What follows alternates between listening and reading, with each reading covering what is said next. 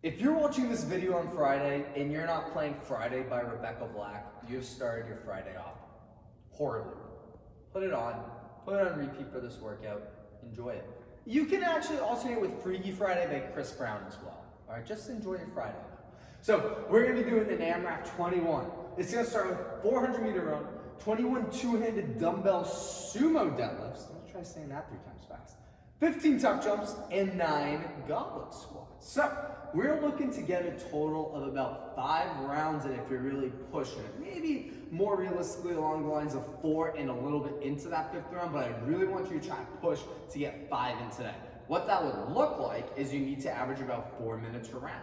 To do that, we can assume this 400 meter run is gonna take about 2 minutes for a lot of us, and then we need these 3 movements collectively to take another 2 minutes so we can average that 4 minutes round pace.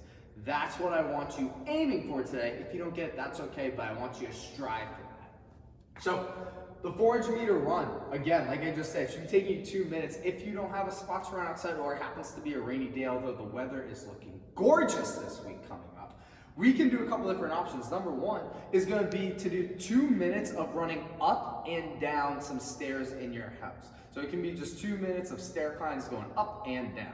The other option is going to be to alternate between high knees and butt kickers. 20 seconds of high knees, 20 seconds of butt kickers 3 times through would get us to the 2 minute mark. All right, so those are your 2 options. Again, if you obviously have a rower, a bike, a skier, or something at your house, you can apply that here instead. Double up the meters on the Concept 2 bike, keep the meters the same for the skier and the rower.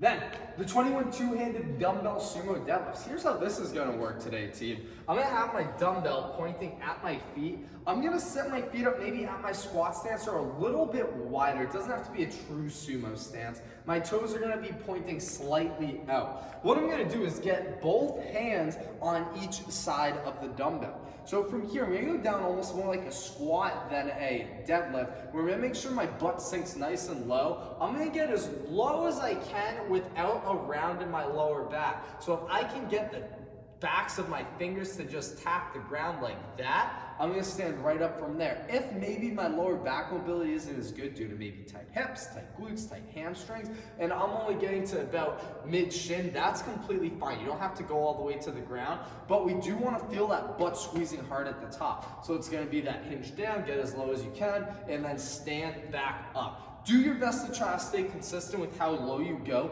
If you want, get something to elevate your surface like a towel, something that can cushion your fingers. We want to make sure we're not going too fast where we're slamming our fingers into the ground and not controlling the movement. So we want to be in control the whole time. So again, I'm keeping my chest up, going as low as I can, and then squeezing my butt at the top. Again, make sure you do not crush your fingers, especially if you're holding one of those heavier weights. This is going to light up your booty and your hamstrings. Next movement, it's gonna be those 15 tuck jumps. I apologize if I start panting because these jack up the heart rate really fast. So I'm gonna load up my hips almost as if I was gonna do a big box jump. I'm gonna push my hands and hips back. I can't do the jump in slow-mo, but I'm gonna spring up, lock out my hips as I'm going up. Pretend I'm like up here now. I'm gonna tuck both knees into my chest, and then I'm gonna lengthen my legs up before I land. So here's what a couple reps will look like.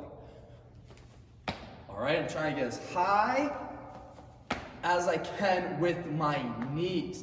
If you're somebody who can't jump up in the air long enough to tuck those knees up, what I do not want to see is you doing this. All right, that's not going to do a heck of a lot for us. Instead, just take out the knee tuck completely and make these those quarter squat vertical jumps we've done in the past, where I'm going to set my feet the same way, load up. I'm just going to jump straight up as high as possible. And then I'm gonna catch that landing, open my hips up, reset. Same idea, okay? So again, if you can't do that tuck jump where our knees tuck into our chest at the top, modify to this movement instead. 15 reps there, then we got 9 goblet squats to end it. So I'm gonna come back to my dumbbell, pick it up. I can hold my dumbbell vertically or horizontally right under my chin, set my feet up for a squat. Elbows have to be in between my knees at the bottom regardless of how I'm holding the dumbbell. Butt's going back, hips sinking down.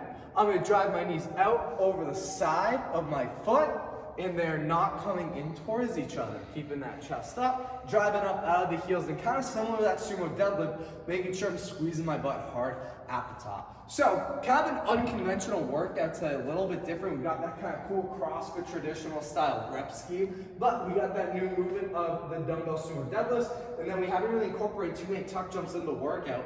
Again, shoot for 5 rounds, you average about 4 minutes a round. Good luck with this run, and make sure you're pushing that run. Happy Friday!